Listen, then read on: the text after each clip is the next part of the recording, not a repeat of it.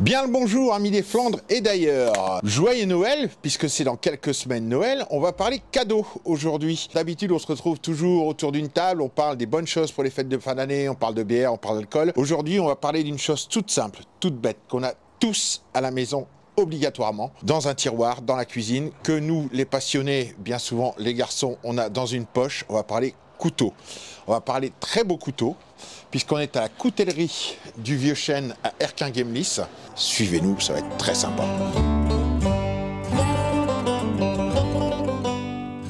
On se retrouve à l'intérieur, on est avec Gaëtan. Donc Gaëtan est artisan coutelier. On va vous faire voir comment naît un couteau. Alors les lames sont déjà prêtes, parce que ici on n'est pas dans une forge.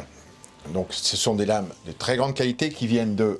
Alors moi j'utilise des aciers qui sont suédois, donc là on est sur un acier qui vient de chez Sandvik. Donc on va te suivre. Avec plaisir. Et on va voir, donc on va partir de l'ébauche jusqu'à la fin, voilà. Vous allez voir qu'on peut s'en servir. Donc je vais vous expliquer, on va partir sur un couteau d'office. Ouais. Voilà, donc on va partir de l'ébauche jusqu'au montage. On est parti d'une ébauche qui a été découpée, qui est celle-ci. J'avais fait une étape préliminaire qui est ce qu'on appelle l'émouturage, qui se fait avec la même machine qui est là.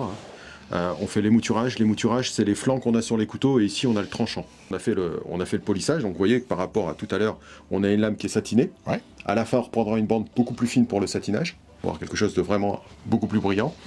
Là, je vais passer à l'étape qui va être d'arrondir toute cette partie du dos. Parce que mes couteaux ont une particularité, tous les dos de couteaux sont arrondis, et tu te rendras compte, Jérôme, après, qu'on a une qualité de prise en main et une ergonomie qui est très agréable quand on passe ses journées à travailler avec ce genre d'outil. Et voilà le résultat une fois que c'est arrondi. Vous voyez que c'est nettement plus sympa, on voit que la lame est arrondie. Et donc, on peut passer son doigt, très doux en plus, hein, comme la lame est satinée, c'est très doux à passer. Étape suivante. Alors, l'étape suivante, Jérôme. Maintenant, on a poli, on a satiné la lame, on a arrondi le dos. On va passer à l'étape suivante qui est importante, c'est qu'on va l'habiller. Donc on va l'habiller, on va lui mettre des cottes. Alors, on est dans les Flandres. Ouais. Voilà, on est bien d'accord. J'ai choisi pour ça un bois qui est du chêne, qui a poussé dans la région, qui a été scié dans la région. Voilà. Tu me diras, coutellerie du Vieux-Chêne. La coutellerie du Vieux-Chêne, donc mis de l'acacia. n'est pas très loin d'ici. Voilà. Mais bon, c'est un bois que j'affectionne, c'est un bois qui résiste très très bien en cuisine, qui se patine. En plus, on lui fera une petite finition sympathique après, je t'expliquerai. Mais on va l'habiller avec un bois qui est made in Flandre. Alors, Jérôme, voilà, donc là on a du chêne, donc, que j'ai découpé en carrelé, on appelle ça un carrelé, tout simplement, voilà. Donc tu vois, ce sont des planches. Donc on va tirer deux plaquettes, donc deux cottes de ce carrelet là. Là je viens de faire l'opération de contre-perçage des deux platines, des deux plaquettes. Vous voyez, donc vous les avez ensemble, elles ont été maintenues. On voit les trois trous de fixation où on aura les clous de montage. Ce sera l'opération de montage qui est après. Là on va repasser sur l'acier à ruban et on va venir lécher à l'acier à ruban, détourer le trait que j'ai tracé ici, qui est la forme du manche du couteau. Voilà, on va détourer grossièrement tout ça. Voilà, ça c'est la prochaine opération. Alors la différence entre un artisan et un couteau qui va venir d'une usine, vous l'avez vu, travaille à la main, au ressenti, le tour de main, comme un chef de cuisinier, comme un pâtissier, comme n'importe quel corps de métier où on travaille à la main. Et on a vu, quand on les prend, on les met côte à côte, vous l'avez vu faire à la main. Voilà. Donc on n'a pas de pied à coulisses pour le mesurer, mais il ne doit pas y avoir un cheval à dire. Ça, c'est des années de métier pour avoir le même arrondi et la même épaisseur, surtout le couteau.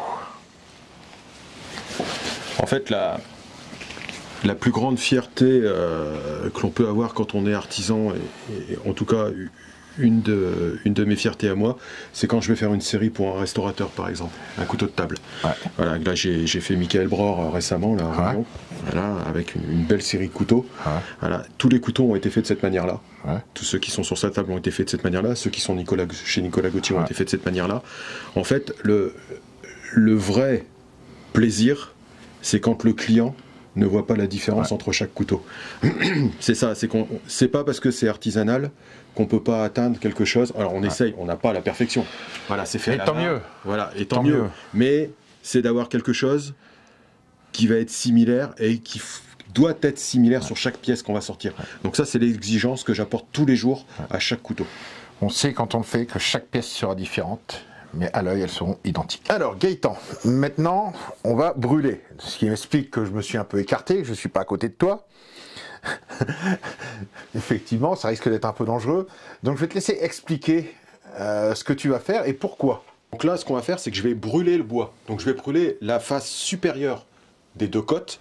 Alors c'est une technique qui était utilisée dans les pays du Nord, qui est utilisée encore dans les États du Nord des États-Unis.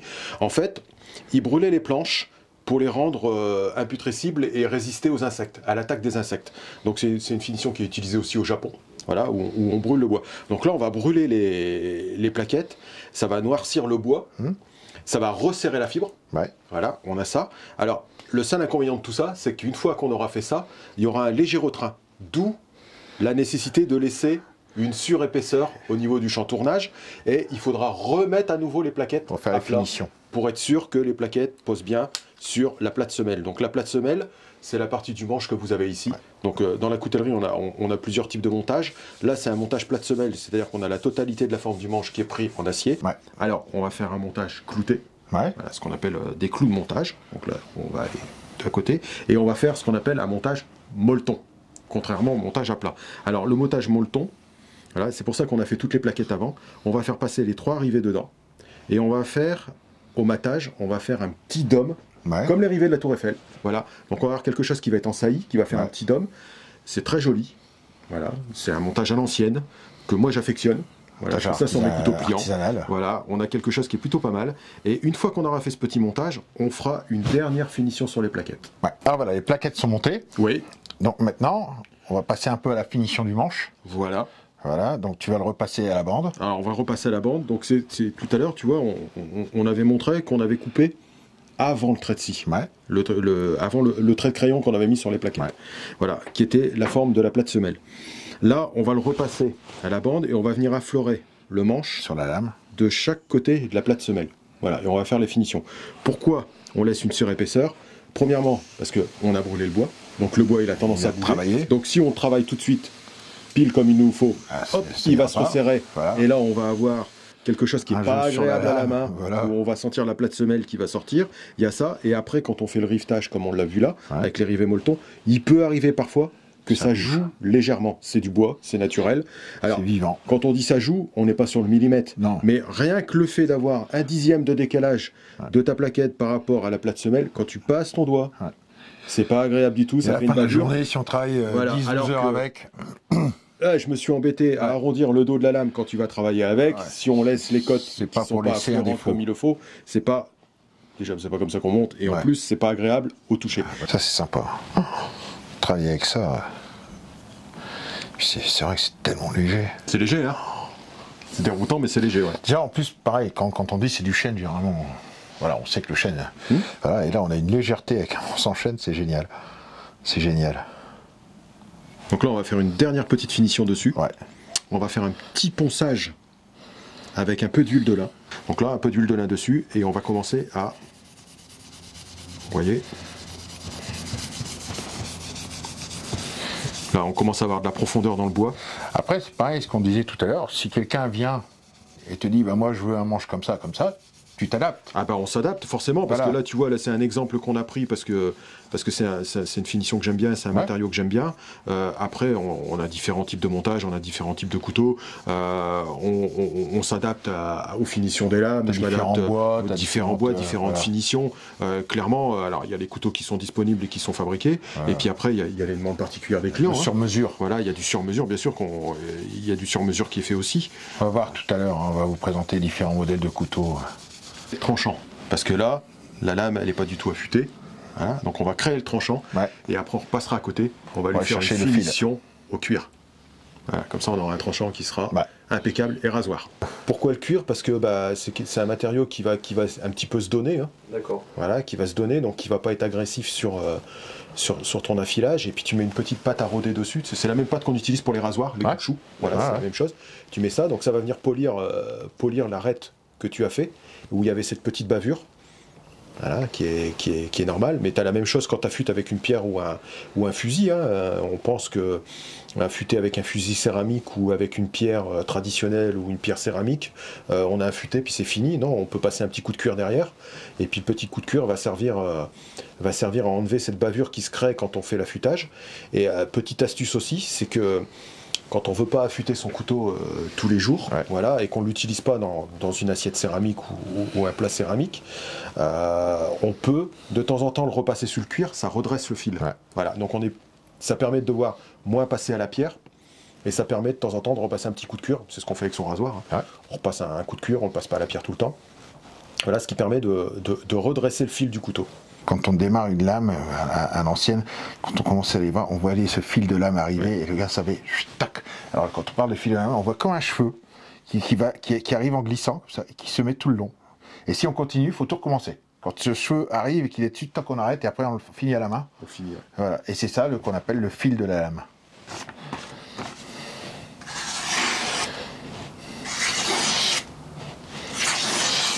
On est pas mal, hein? On est plutôt pas mal. On est pas mal. Sa vocation, c'est pas de couper du papier. Non. C'est un couteau d'office. Non, si vous voulez un coupe-papier. Ah voilà, c'est pas un coupe-papier. Donc c'est pas. Moi, ce que je te propose, c'est de tester le tranchant sur un saucisson. On va censer ce sifflard. On va censer ce sifflard. Donc tu sais quoi? Je vais aller le chercher. Ouais. Voilà. On va préparer ça. Ouais. Et puis l'honneur te revient de. Prends des verres. Je vais prendre des verres parce aussi. Que saucisson. Ça graisse au palais, mais c'est sympa de le faire glisser. Il faut quand même faire glisser. Et j'ai ramené de quoi faire glisser le sifflard. Ah génial. Bah écoute, je ramène saucisson, la planche. Et les verres. Et après, on se fait ça. Discuter couteau. Ouais. J'arrive. À tout de suite. Test produit, quand même, test qualité. Voilà. Alors, vous voyez, je force pas, je coupe très fin, comme la charcuterie italienne. Plus c'est fin, meilleur c'est. Et là, on voit que pour couper fin, c'est l'outil idéal. Je vais vous expliquer dans quelques secondes le point commun entre le logo, le couteau, la planche, le saucisson, etc., etc., etc. Voilà. Entre deux, vous allez voir ma main qui passe et qui va prendre le saucisson. Quand même, c'est pas tout coupé. Mais à un moment, quand même, parler sérieusement. Bon, c'est un saucisson du coin. Hein. On sent c'est artisanal aussi. Ah ouais, c'est la ferme du Creusabo. Ouais. À Slaverque. On va expliquer combien ça coûte, comment faire pour vous en procurer un. Voilà, parce que c'est un peu le but du jeu, hein. Maintenant qu'on vous a mis l'eau à la bouche, que vous avez vu comment c'est fait, que vous avez vu comment ça tranche, ce serait peut-être bien, si vous avez envie de vous l'offrir, de prendre contact. Voilà, donc on va expliquer tout ça. Alors on va d'abord voir d'autres couteaux. On va voir un peu un kit, le kit apéro ultime, j'ai envie de dire. Le kit apéro ultime. Alors tiens, fais-moi voir le kit apéro ultime. Voilà, donc l'idée est venue, alors bon, on a le couteau d'office qui est là. Voilà, si je vous présente un peu le concept, on a le couteau d'office qui est là, qu'on a fabriqué ensemble. Voilà, qui est intégré dans le kit. Et puis je voulais quelque chose qui soit plus convivial quand on achète un couteau d'office. Donc en fait, j'ai créé un kit apéro ici. Voilà, donc on a un joli pochon en lin qui est du lin de la région. Voilà, donc on est quand même dans une région où on cultive le lin. Voilà, il est fait par la couturière du village. Donc là, quand on parle de circuit court et puis d'économie circulaire, on peut pas faire mieux. Donc on a un pochon en lin, voilà, qui fait à peu près 70 cm de carré de chaque côté. Tu vois, ça peut servir de petite nappe. Alors pour ça sert de nappe. C'est fait pour ça. Ça sert de nappe. Voilà, donc tu as une planche. Donc celle-ci est en frêne. Voilà. On a une jolie planche. À l'intérieur, tu as un couteau d'office, qui est similaire à celui que tu as vu. Alors la petite particularité de celui-ci, c'est qu'il a des plaquettes en composite. Donc on est sur un G10, ce qu'on appelle nous du G10 noir. Donc c'est de la fibre de verre pris dans de la résine, voilà, colorée noire. Donc ça, par exemple, ça passe au lave-vaisselle. Tu vois, donc t'as ta nappe et puis... Voilà. Donc moi, si je veux offrir ça, combien je débourse ? Et ben pour le petit ensemble avec la nappe, la planche et le petit office, ça vaut 90 €. 90 €. Alors, je sais ce que vous allez dire. 90 €, c'est un prix. 90 €, je vous l'ai expliqué tout à l'heure, c'est quelque chose qu'on va se transmettre de génération en génération. Ça, c'est un couteau qui, dans 40 ans, sera toujours là. Et, pour vous donner un angle de comparaison, on va comparer avec ça. Je ne vais pas l'allumer, je ne vais pas vous dire de quelle marque il est. Mon téléphone, c'est un téléphone que je paye 500 €. 500 €, ce téléphone-là, moi, je vais le garder 5 ans. Je fais partie des gens qui gardent très longtemps leur téléphone. Voilà. À chaque fois, quand je vais en acheter un, on me regarde avec des yeux comme ça, on me dit c'est bientôt une relique, votre téléphone. Et ils ont 5 ans, mes téléphones. Ça vaut 500 €. Un iPhone, c'est plus de 2 fois ce prix-là. Une paire de baskets américaines à la mode, c'est 200 €. Combien de temps vous allez faire avec ? Réfléchissez à ça. Combien de temps va durer votre paire de baskets à 200 boules ? 6 mois, 1 an, des fois moins, le temps de la mode. Elles vont partir, elles vont finir à la poubelle. 30 ans minimum. On a vu le temps de travail, on est Alors vous savez, hein, quand ça va être diffusé, il y aura eu du montage, il y aura eu du machin. On est aujourd'hui, alors en décalé, on va souhaiter une bonne fête à toutes les Catherines, puisqu'on est le 25 novembre, c'est la Sainte-Catherine. Voilà. On est arrivé à 13 h. Il va bientôt être 17 h, la nuit tombe. Donc on a passé 4 heures sur une lame qui était déjà prête. Donc à monter un manche, à l'installer, à finir une lame. Vous voyez un peu l'idée du travail sur une lame qui a été forgée, prédécoupée, travaillée avant qu'on soit venu. Donc dites-vous bien que si ça vaut 90 €, c'est pas pour rien. Il y a un travail. On n'achète pas un simple couteau, on achète un travail d'artisan. Donc quelqu'un qui a fait ça avec ses propres mains, on l'a vu. Et surtout, on achète quelque chose de transmissible, qui va durer dans le temps. Donc effectivement, 90 € pour certaines personnes, ça peut paraître trop cher. Maintenant, il y a une comparaison très simple, c'est que votre couteau que vous aurez acheté 10 € sur un marché, sur une braderie qui vient de l'autre côté du monde, combien de couteaux à 10 € il va vous falloir, alors que celui-là ne sera pas encore usé. Plus que neuf pour le prix du couteau. Donc, tout s'explique. C'est hyper bon. Bah écoute. C'est hyper bon. Les gars, on va trinquer quand même. Quand même. Hein, tiens, colique.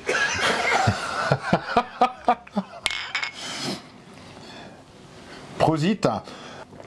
Ça rase bien la poussière ton truc. Ah là, bah ça rince la poussière, ça rince le gras du saucisson. Là c'est pas mal, ouais. On est plutôt pas mal là. Ah bah on est là, sur le houblon, le popringue. Hein, ah oui, là on est bien, franchement, après la poussière du vieux chêne, une petite Hummelbeer comme ça, c'est plutôt agréable. Et puis tu sais quoi, je vais la goûter. Je vais la goûter avec ça. Ça c'est très très bon.